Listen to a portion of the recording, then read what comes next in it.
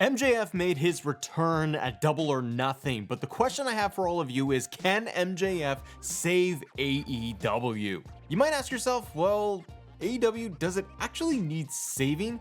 For a lot of people, it does. It's been missing that spark, that extra piece of urgency, that thing that is going to set it over the top, that's going to get people more engaged with the product. And I think AEW has been missing a big time star, somebody as great as MJF. MJF's return at Double or Nothing meant a lot. He confronted Adam Cole, he gave him the shot to the lower area, and he cut a really passionate promo. It's amazing to see when someone like this makes a return, how much they are missed by the audience, how much of a pop they get. And when you hear them give like a big time promo like that, it really shows how much of a gap there is between a lot of people on the roster and what we see every week on AEW television and someone that is really at that caliber, at that level of an MJF. For the last year, or even a little bit longer for me, AEW has been missing that special thing that separates it, that keeps me watching, that makes me want to tune in and see one wrestler. 5 minutes in the ring, MJF made me realize how much I miss him, how much I miss AEW in that degree, because every single week to week for TV programming, I feel like the promos aren't really there, the intensity isn't there, and I'm not feeling very invested. And not only that, they need to be able to push their storylines in a direction around MJF, and they need to keep him healthy. One of the big question marks we had with MJF was going to be whether or not he was going to re-sign with AEW, or was he going to maybe jump ship and go over to WWE at some point. There's no question now, the man's got a tattoo on his ankle. He is all elite wrestling. By the way, is this a thing that the wrestlers do? We saw like Will Ospreay, he got the Wembley tattoo thing when that happened, and then you got MJF, who also put the tattoo on his body for the wrestling company he works with. It just seems like, okay, you're gonna re-sign, you're gonna get a big money deal, you tat yourself up for it. And yes, in the ring, MJF did say that he officially re-signed with AEW. And one question mark I do have is, are we gonna get the match between Adam Cole and MJF? Will that be the first feud for him now that he is back? Or are they basically going to be moving on? Because he confronted Adam Cole, he took him out, got out of the ring, Trash is out of there, and that's it.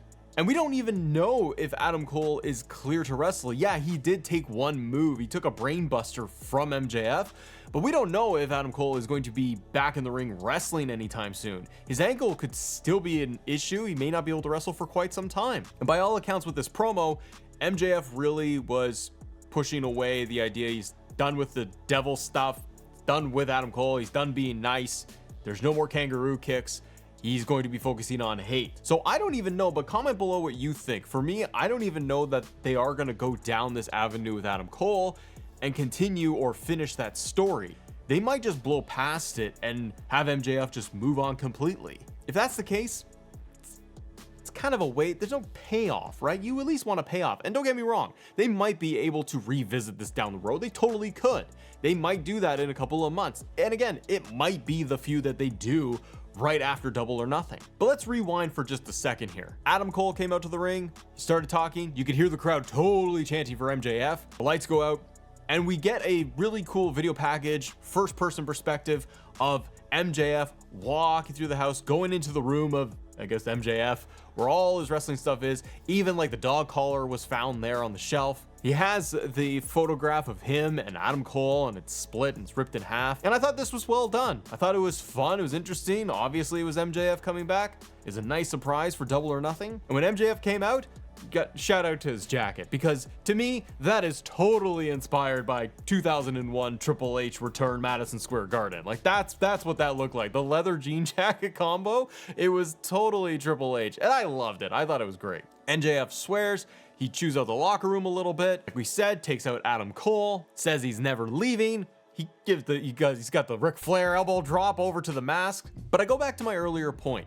This is the type of stuff, the type of intensity, passion, all of that I enjoy about AEW. There's more swearing involved, it feels more intense than anything else, and it helps to separate it a lot more than WWE and what they do.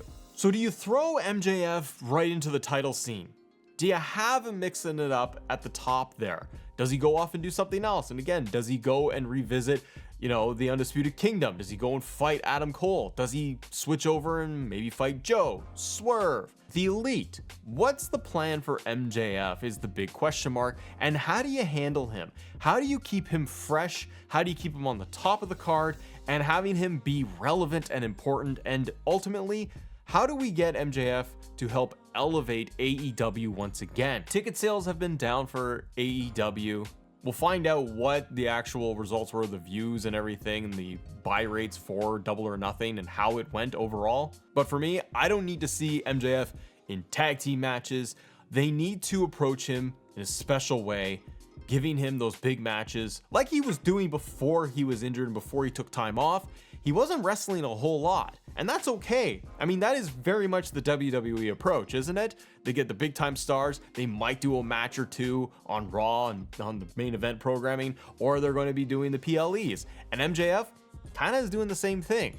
He might wrestle on Dynamite here and there, but in large part, because it is playing into his character, he's not wrestling for free. They put him on the pay-per-views. That's when he shows up for the big time matches. But they need big time opponents. And whether MJF is presented as a heel, a babyface, a tweener, or whatever, the fans love MJF for him. So I do feel it really does matter that they set up the next couple of opponents for him. He needs big stories. He needs big storylines, arcs, and all of that in order to really push the product forward. AEW needs this, to me. A lot of people might be totally happy with the current state of it, but for me, I want them to do better. I want the product overall to do better. No, one person does not fix the entire thing. And I do worry sometimes, honestly, that Tony Khan gets a little bit bored with some talent, brings them in, nice, splashy, hot new toy that he likes to play with, and then things kind of peter out. My concern is, who do you put next to MJF? Who is there ready to go that is at that level that can go toe to toe in a promo and in the ring, that it's compelling, that it would be a cool story to tell, and they could get a lot of months and mileage out of it. I can totally see him having a feud with, the authority of the Elite, crazy Hangman, Magnum TA, Adam Page. That would be a lot of fun. Maybe they'll throw Wardlow at him, I don't know. But I thought the return was excellent. I thought it was well executed. It's exactly the kind of the shot in the arm that AEW needs. Get people talking, get things excited again, and hopefully it will mean a lot more in the future. Comment below, what did you think of MJF's return overall and how they executed it, and what do you want to see? And if you guys want to talk more AEW, and also why I almost stopped watching it overall as a whole, click this video right here because it goes right into why I almost stopped watching AEW altogether. Have a great day. See ya.